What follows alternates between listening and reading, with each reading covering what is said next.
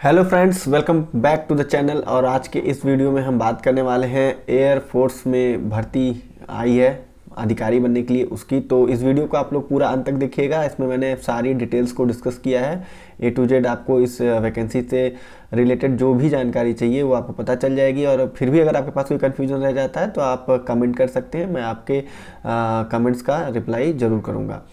तो अगर अभी आप मेरे चैनल पर नए हैं और अभी तक आपने मेरे चैनल को सब्सक्राइब ना किया हो तो चैनल को सब्सक्राइब कर लें, क्योंकि मैं आपके लिए ऐसे ही जॉब अपडेट्स लाता रहता हूं, गवर्नमेंट हो या प्राइवेट हो।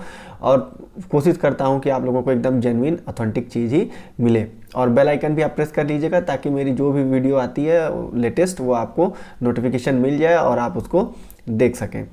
तो अगर हम एयरफोर्स की बात करते हैं तो एफकैट 2021 का जो है नोटिफिकेशन आ गया है। 1 तारीख से इसका फॉर्म भरा जाना है। तो एफकैट क्या होता है? एफकैट होता है, इसका फुल फॉर्म है एयरफोर्स कॉमन एडमिशन टेस्ट। तो साल में 2 बार एयरफोर्स जो है अपने ऑफिसर्स कैडर के लिए नोटिफिकेशन निकालती है, भर्ती करती है, जिसमें 3 तरह के मेन ब्रांचेज हैं, जिसमें फ्लाइंग ऑफिसर के पोस्ट के लिए भर्ती की जाती है। फ्लाइंग ऑफिसर ऐसा नहीं है कि सारे प्लेन उड़ाने वाले ही ऑफिसर्स होते हैं, नहीं, ऐसा नहीं है। फ्लाइंग ऑफिसर्स जो है वो एयरफोर्स में अगर आप अधिकारी बनते हैं तो सबसे पहला रैंक है। तो एयरफोर्स में 3 तरह के जॉब वैकेंसीज आई हैं। पहला है फ्लाइंग ब्रांच के लिए जो पायलट होते हैं। पायलट में भी 3 तरह के पायलट होते हैं, हेलीकॉप्टर पायलट, ट्रांसपोर्ट पायलट और फाइटर पायलट। उसके बाद आपका ग्राउंड ड्यूटी ब्रांच आता है। ग्राउंड ड्यूटी ब्रांच में आपके 2 डिपार्टमेंट्स होते हैं, टेक्निकल और नॉन टेक्निकल। टेक्निकल में इंजीनियर्स होते हैं जो कि ऑफिसर्स होते हैं, और नॉन टेक्निकल में एडमिन एलाइड है, मेट्रोलॉजी है, और भी लॉजिस्टिक वगैरह से रिलेटेड डिपार्टमेंट्स हैं, उसमें ऑफिसर्स की भर्ती की जाती है। तो अगर हम लोग इसके फॉर्म की बात करें तो बहुत ही सस्ता फॉर्म है, 250 रुपये का फॉर्म है। आप इसको ज़रूर डालें अगर आप इसके लिए एलिजिबल हैं। एलिजिबिलिटी भी कुछ खास नहीं है। मैक्सिमम वैकेंसीज में तो आपको सिर्फ ग्रेजुएशन होना है। और जो आपका टेक्निकल ब्रांच है, टेक्निकल ब्रांच के लिए आपको बीटेक चाहिए। और उसके अलावा फ्लाइंग ब्रांच की अगर हम पायलट बनने की भी बात करें तो उसमें भी आपको ऑफिसर बनने के लिए सिर्फ कोई भी ग्रेजुएशन हो, बट आपका जो 12th लेवल है उसमें 12th क्लास में फिजिक्स और मैथ होना चाहिए। ठीक है, ये 2 सब्जेक्ट आपके होने चाहिए। और आप कोई भी ग्रेजुएशन किए हो, बीटेक किए हो, बीई किए हो, वो सब चलेगा यहाँ पर। तो ये सिंपल सी एलिजिबिलिटी थी। मैं क्लास वाइज एलिजिबिलिटी भी बता दूंगा। और उसके अलावा मैं बात करता हूँ अगर एज ग्रुप की, तो फ्लाइंग ब्रांच की अगर हम एज डिटेल्स की बात करते हैं तो फ्लाइंग ब्रांच के लिए जो है 20 से 24 साल है। 24 साल आपकी कब होनी चाहिए? जब आपका ये जैसे जो सेकेंड ये है नोटिफिकेशन इस साल का, तो जो जुलाई से आपका एज काउंट होगा। तो जुलाई तक अगर आप 24 साल के अंदर ही रहते हैं या 24 साल के अंदर ही रहते हैं तो मतलब आप इसको भर सकते हैं। उसके बाद ग्राउंड ड्यूटी टेक्निकल और नॉन टेक्निकल की अगर हम बात करते हैं तो यहाँ पर 20 से 26 साल तक की एज होनी चाहिए। और उसके बाद एनसीसी और स्पेशल एंट्री भी यहाँ पर, जिसमें आपको रिटन एग्जाम नहीं देना, डायरेक्ट आपका एसएसबी इंटरव्यू कंडक्ट किया जाएगा। तो यहाँ पर फ्लाइंग ब्रांच की शॉर्ट सर्विस कमीशंस में टोटल 96 वैकेंसीज़ हैं। और ग्राउंड ड्यूटी टेक्निकल की अगर हम बात करते हैं तो यहाँ पर टोटल जो है 98 और 39 2 डिपार्टमेंट्स में वैकेंसीज आई हैं, एडमिन और अलाइड वाले में। इसके अलावा एडमिन, एजुकेशन और लॉजिस्टिक में टोटल 70-80 वैकेंसीज़ हैं। और उसके अलावा मेट्रोलॉजी डिपार्टमेंट जो कि मौसम विभाग से रिलेटेड होता है उसमें 28 वैकेंसीज़ हैं। और 10% वैकेंसीज सीडीएस जो एग्ज़ाम होता है उसमें, और एफकैट के दोनों रिजर्व होती है एनसीसी स्पेशल एंट्री के लिए, जिसमें रिटन एग्ज़ाम नहीं देना होता है।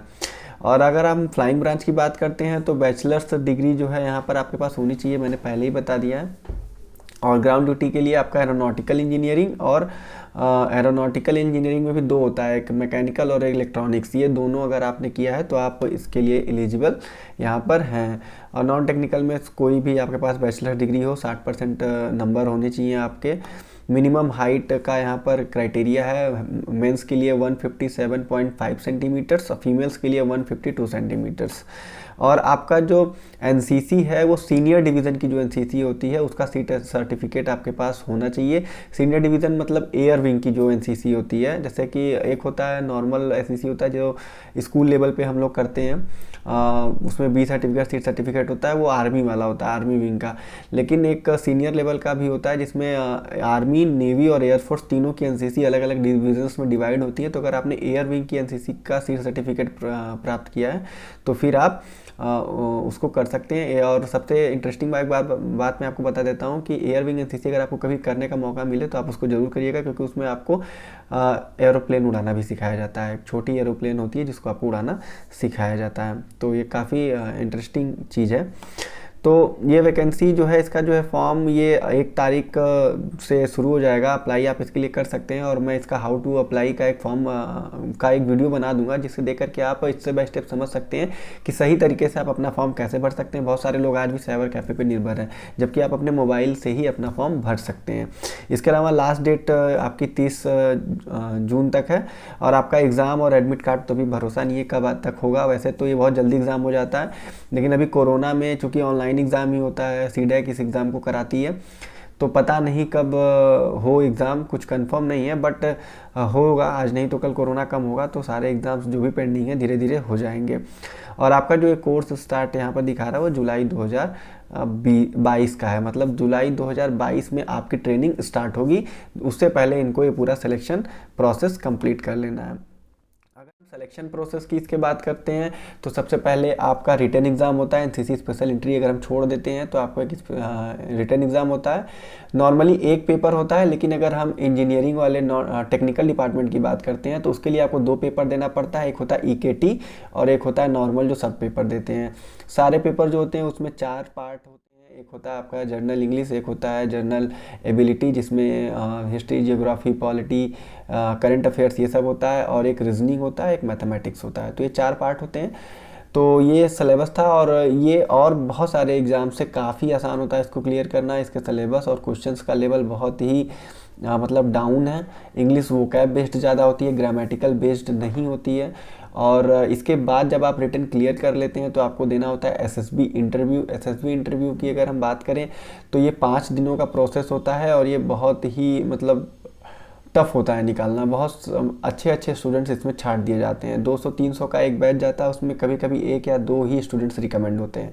अगर आप SSB क्लियर कर लेते हैं उसके बाद आपका होता है क्या कहते हैं, मेडिकल एग्ज़ाम। मेडिकल एग्ज़ाम में अगर आप पास हो जाते हैं तो ऑल इंडिया मेरिट बनती है। ऑल इंडिया मेरिट में अगर आप आ जाते हैं वैकेंसीज़ के हिसाब से, तो फिर आपके हाथों में होती है एक ऑफिसर्स वाली जॉब, जो भी भारतीय वायुसेना में, जिसका क्लास और लाइफ स्टाइल एकदम अलग ही होता है।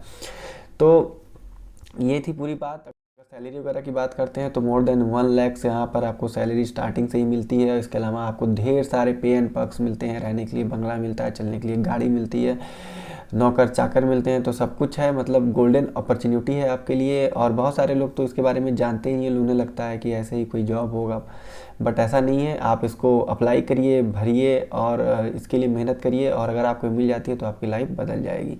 तो आज के इस वीडियो में इतना ही। यहाँ तक बने रहने के लिए धन्यवाद। उम्मीद है आपको मैंने कुछ वैल्यूएबल जानकारी दी होगी। आप फिर मिलते हैं एक नए वीडियो में, और आप चैनल को सब्सक्राइब करना बिल्कुल मत भूलिएगा, क्योंकि मैं आने वाले समय में एयरफोर्स से रिलेटेड में डिटेल्स में पूरी FCAT से रिलेटेड सारे वीडियोज़ लाता रहूँगा। तो बाय बाय, थैंक यू, धन्यवाद, भारत की जय, जय हिंद।